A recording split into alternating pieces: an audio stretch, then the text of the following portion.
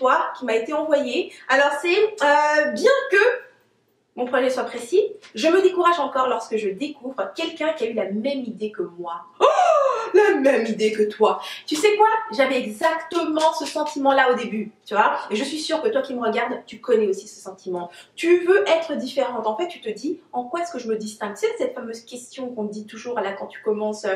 en quoi es-tu différent des autres qui font la même chose ou qui font autre chose, peu importe. Alors, on met tellement de sérieux par rapport à ça que quand on découvre quelqu'un qui a eu la même idée, panique. En quoi est-ce que moi je suis différente? Et ça, c'est bien en fait de notre idée, en fait, d'une mentalité qui est vraiment, qui a comme racine la compétition. On nous a habitués à être en compétition les uns contre les autres.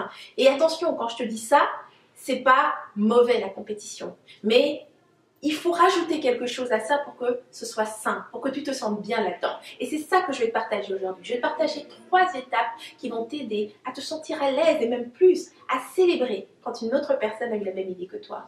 L'étape numéro 1, pense gagnant-gagnant. Ce que ça veut dire, c'est que l'entrepreneuriat, d'accord, créer une entreprise, c'est un sport, ok?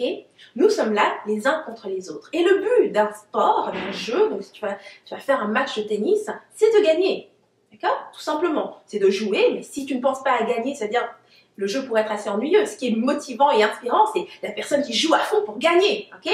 Donc ça, c'est le but de l'entrepreneuriat. Mais il ne faut pas oublier une chose, c'est que s'il n'y a personne pour jouer avec toi, il n'y a pas de jeu. Ok? Donc c'est vraiment ça l'état d'esprit gagnant-gagnant, c'est de te rappeler et d'avoir de la gratitude que quand tu découvres quelqu'un qui a une autre idée, qui a une idée comme toi ou qui fait la même chose que toi, eh bien c'est un autre joueur. Enfin, ton jeu peut exister pour de vrai. Ce qui t'amène à l'étape numéro 2. Va vers cette personne. Parce que tu sais, si une personne a eu la même idée que toi, eh bien les chances sont immenses pour que elle ait plus ou moins les mêmes valeurs que toi, qu'il ait plus ou moins la même vision que toi et que vous ayez bien sûr plusieurs points communs, tu vois. L'autre chose aussi qui est vraiment géniale dans le fait d'aller vers une personne qui a eu la même idée que toi, dans mon cas, c'est vraiment que j'ai vu que ça jouait beaucoup au niveau de la légitimité. Quand tu es une seule personne, tu es la seule à avoir une idée et à faire un truc, il y a un petit peu la question de la légitimité. Est-ce que vraiment c'est sérieux? Est-ce que vraiment... Tu sais, tu te poses un tas de questions. Mais le fait de parler avec d'autres personnes, une autre personne au moins qui a eu la même idée que toi, qui vit donc les mêmes choses que toi, puisqu'elle prend le même chemin que toi, eh bien ça t'aide, ça te donne de la confiance. Donc, va vers cette personne, ça serait l'étape numéro 2. Et finalement, la 3e étape, crée ta Dream Team. Je m'explique. Quand j'étais adolescente, mon petit frère était un fan de la NBA, tu sais, des matchs de basket. Et bien que je ne connais rien au basket, à l'époque, je connaissais même le nom de chacun des joueurs à cause de mon petit frère. Et donc, j'avais remarqué, donc, ce sont des équipes souvent universitaires qui jouent les unes contre les autres et il n'y a qu'une seule équipe qui peut gagner, ok? Mais une fois, je crois que c'est par an ou aux 4 ans ou aux 5 ans, je ne sais plus, ils se mettent, toutes ces équipes-là se mettent toutes ensemble, choisissent les meilleurs joueurs et ils forment la Dream Team. Et cette Dream Team devient l'équipe des États-Unis. Et les États-Unis vont jouer contre la France. Et la France va jouer contre la Belgique. En bref, ils vont jouer comme ça contre chaque pays. Et c'est ça, créer ta Dream Team. Quand tu trouves d'autres personnes qui jouent au même jeu que toi, vous pouvez ensemble jouer un jeu qui est encore plus grand. Donc ça t'amène vraiment à la question de ta vision.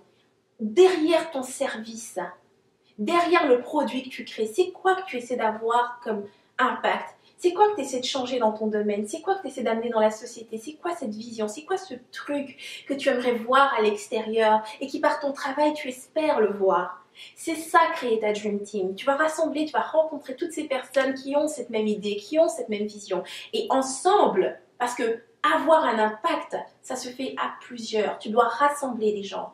Alors, créer ta Dream Team, c'est la 3e étape. Donc là, ça m'amène à toi. J'aimerais savoir ce que tu en penses. Dans les commentaires, dis-moi, si tu as vu quelqu'un qui avait la même idée que toi, ok, de quelle façon pourrais-tu, en appliquant les 3 étapes que je t'ai partagées, l'inclure dans ta Dream Team, ok? Laisse-moi ça dans les commentaires, j'adorerais savoir de quelle façon est-ce que tu utiliseras ces étapes. Donc ça termine cette inspiration. Si tu as aimé cette capsule, clique sur j'aime et partage autour de toi. Et si tu veux d'autres inspirations comme celle-ci, tu me rejoins sur rebellecreative.com, tu t'inscris et je t'enverrai les prochaines capsules, en tout cas les prochaines inspirations de mon cœur vers ton mail. Donc c'était Henriette Nendaka, je te dis à la semaine prochaine et d'ici là, agis comme une rebelle créative, tu vis à fond, sans culpabiliser, sans complexe et sans stress. Mouah.